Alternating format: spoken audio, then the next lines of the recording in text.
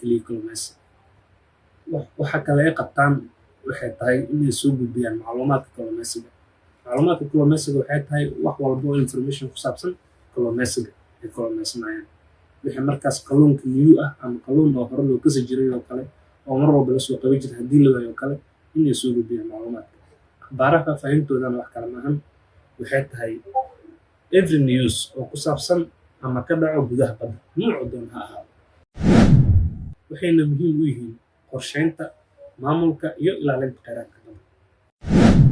Macluumaadkan waxaa ka mid ah noocyada kalluunka aadka loo ganacsado ama aadka loo kalluumaysto oo ah kalluunka waaweyn oo loo yaqaano pelagic fish.